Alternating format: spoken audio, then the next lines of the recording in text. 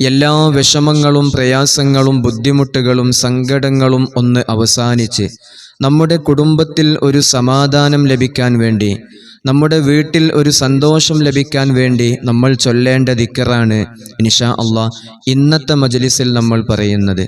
എല്ലാ ദിവസവും മഗ്രിബ് നിസ്കാരത്തിൻ്റെ ശേഷം ചൊല്ലുന്ന ദിക്റുകളും സ്വലാത്തുകളും എല്ലാം കഴിഞ്ഞ് അല്ലാഹു ഹാളിരി അല്ലാഹു നാളിരി അല്ലാഹു ഷാഹിദി അല്ലാഹു മഈ, ഈ ദിക്റിനെ അങ്ങ് പതിവാക്കുക. ഇതിന് പ്രത്യേക അദദുകളില്ല. ഈ ദിക്റിനെ നമ്മൾ പതിവാക്കിക്കൊണ്ടിരിക്കുക. എല്ലാ ദിവസവും മഗ്രിബ് നിസ്കാരത്തിൻ്റെ ശേഷം ഈ ദിക്റിനെ നമ്മൾ പതിവാക്കുക. ഒരിക്കലും നമ്മുടെ വീട്ടിൽ നമുക്ക് സമാധാനം നഷ്ടപ്പെടുകയില്ല. പല കുടുംബങ്ങളിലും വലിയ വലിയ വിഷമങ്ങൾക്കും പ്രയാസങ്ങൾക്കും കുടുംബ കലഹങ്ങൾക്കും സാമ്പത്തിക നഷ്ടങ്ങൾക്കുമെല്ലാം കാരണം കണ്ണേറ് തന്നെയാണ്.